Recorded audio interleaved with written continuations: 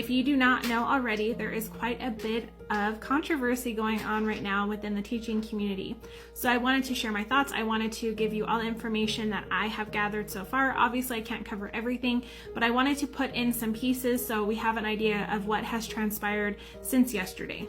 A situation unfolded recently as a video surfaced that inflicted considerable damage upon both the teaching community and the disability community. This distressing incident serves as a stark reminder of the potential repercussions when online content disregards the principles of empathy, inclusivity, and respect. This is also going to be a disclaimer. I do not want any type of negativity or hate towards any of these creators. I'm just showing you what has happened so far. So let's jump into the first video that started all of this discussion. Videos will also be sped up because of time. A couple of kids that are on IEPs, but they're barely qualified. I'll talk to the parents and be like, they have every ability to do this, this, this, and this. Their grade is this. Telling them like, oh, they have a study guide, they have this, they have this. I sent home. The parents just go, really? They death stare their child. And I'm not trying to get the kid in trouble, but I'm like, you messed up. I love that moment when you tell the parents what's going on, and the parents just slowly turn and look at the kid like, oh, that's not what you told me. And you just know right away like, oh, this is not going to go good once they get in the car. I have a few students like that this year that are like trying to play it like their parents are the ones that are helping them. And I'm like, no, you don't take anything I give you home. And the best part is when you get to talk crap about the kid and the kid's there. You know, you'd be like, this kid is DUMB. And I would be worried about him knowing what I'm saying, but he can't spell. From listening to other people's TikToks and listening to their concerns, the points that were brought up, such as a student who barely qualifies for an IEP, that was a big concern, and then also calling a student dumb. So those were the big concerns in that video. And then Mr. Williams, who is also in that video, does not advocate or say anything about the comments. So a lot of people were not happy with that situation as well. So Miss Woolley is a content creator here on TikTok and YouTube. She's also a 5th grade teacher, and she teaches at Ohio Elementary when I looked at an article that was published in 2022. So Rachel Jones released an article about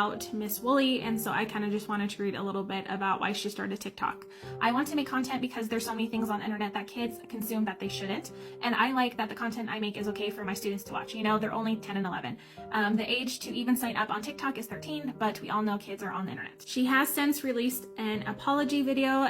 Hey everybody, it's Mrs. Woolley. I just wanted to come on and talk to you guys for a few minutes. I really try my best to be the best person that I can possibly be. I try to advocate for everyone. I try to be there for everyone, but I also know that I'm human and I make mistakes and I'm not perfect. There was an edited clip that went out on the Teachers Off Duty podcast page of me, and a lot of people are offended by it. And after listening to it myself, I'm also offended by it. Regardless of the context or the intention behind what was said, something that I said hurt people, and hurting people is never okay with me. I want to sincerely apologize to the people that I hurt. That clip does not encapsulate my feelings on that subject, the work that I've done and that I continue to do to advocate for students and families. And I want you to know that moving forward, I will be 1,000,000% more careful of how I say things or what I say, and that it is never my intention to hurt anyone. So from the bottom of my heart, I'm so terribly sorry, and I love you all, and I hope you have a great week. So Mr. Williams is also a content creator here on TikTok and YouTube. He has 2.5 million followers on TikTok and 14.5K followers on YouTube. Another article that I read about Mr. Williams from Michael Cook that was released August 12, 2021. He said that it's actually pretty funny how he went about making TikTok.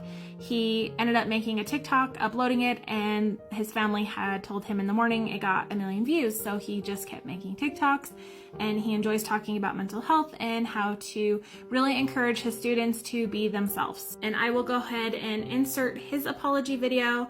Even though he did not specifically talk about either statement on the podcast, he did feel like he should have advocated more for the students with IEPs. So again, you can make your own conclusion from his apology video. So this right here is why our words matter. There's been a lot of discussion, rightfully so, on the harmful things that were said on the Teachers Off Duty podcast. And also, before I go any further, I think it's important that I apologize for my complicity in the situation and recognize that I'm probably not the advocate that I always pride myself in being. I also have to recognize that while I didn't make the comments, I also didn't have us stop, recollect our thoughts, and reflect on what we were saying. And right here, this parent's pain is an outcome of that. Teachers as advocates, we have a responsibility to give a parent a peace of mind that they're leaving their child with someone who loves and respects and is going to look out for their child. And obviously those comments did not reflect that. There's a lot of nuance in this conversation that makes things messy, but to be completely transparent, to say those out loud will be an excuse. And to the parents and the followers and the students that might watch the podcast, you don't deserve excuses. You deserve to feel heard, and you deserve for us to acknowledge the impact of harm that we caused and to take responsibility for that. This took a group of people that are already marginalized, and it made them feel othered even further. And for that, I am incredibly sorry. I know I shared a lot on here about my personal experiences of someone with a learning disability and my experience with my own IEPs when I was in school, and I would never want a student or a parent to feel the same way I did growing up.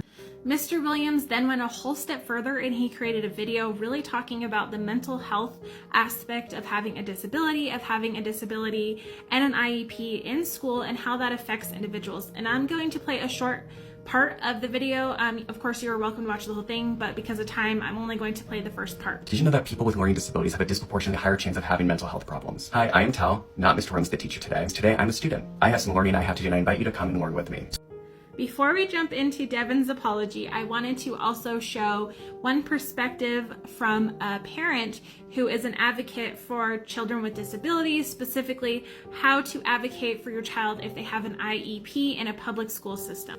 Her name is Laura Hales, hopefully I'm saying that right, and I will go ahead and post her thoughts on the situation. Last night, Mr. Williams joined my life. He was accountable for his part, which he was advised to. He just listened. He was genuine and seemed to take full accountability. What I also tried to communicate to him is this is such a bigger reflection of what we as parents and what our kids experience every day. We know so many teachers talk like this. Whether you say it to our face, behind our backs, in the faculty, not all of it, but we can tell, and so can our kids. So what I explained to Mr. Williams is that I appreciate what you're saying, what you're doing, but you as an individual can't fix what this has highlighted. So many of our kids can't tell us what happened at school. And that there are individuals who are comfortable enough to say this publicly in front of other people, not just other people, but other teachers, not just other teachers, but on a podcast, not just on a podcast, but shared on TikTok. This isn't just behind closed doors in the faculty room, but it's what's happening to our kids, who already have immeasurable odds stacked against them. And gratefully, Mr. Williams was willing to hear all of that and understood it. And then I begged him to please share and use your platform to be more inclusive and to be a more active advocate for disabled children, especially in the public education system, because that's where his sphere of influence is. So Mr. Williams, I'd like to be on your podcast and hopefully engender such a compassion that this never happens again and that you become a fantastic ally.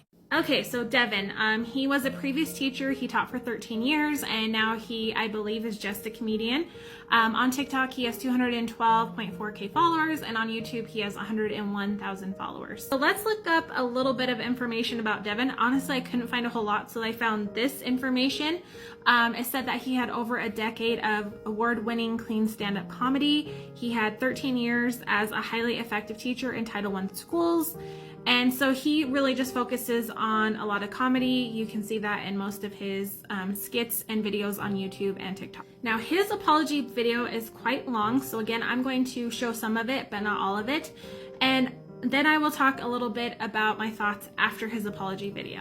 Hello, everybody. So, as you probably know, there was an episode of Teachers Off Duty that I was on, and I was recently made aware of a clip that came out on the Teachers Off Duty page. Now, when I first heard about the clip was from a phone call from somebody yelling at me about what I said, and I said to myself, that's absurd. I would never say that. Why would I ever say anything like that? Now, I know some of you may not know what the clip is, and I'd be happy to show it to you. Hold on one second.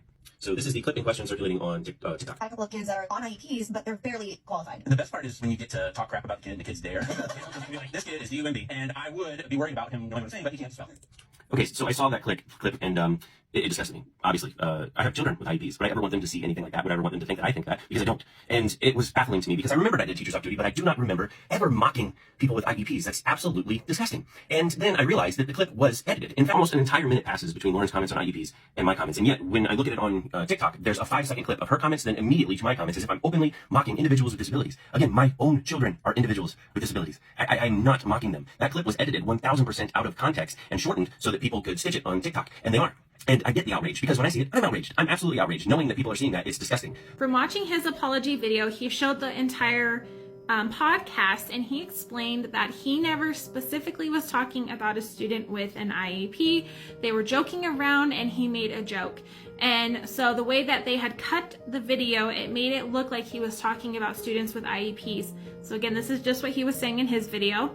And a lot of people in the comments were still not satisfied with that explanation. There was somebody else, as you noticed in the video, Gabe, but as far as I saw, there was no apology video up yet, so I'm not going to discuss that. The specific page that released that video did make an apology. As you can see, it's 7 parts. This was just one of them.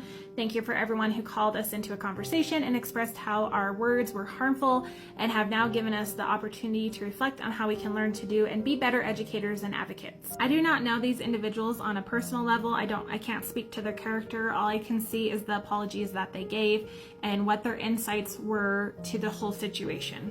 I do think this incident serves as a reminder of the pressing need for increased awareness, empathy, and respect in the digital realm. Moving forward, it is essential for content creators, platforms, and society as a whole to prioritize the well-being and dignity of all individuals.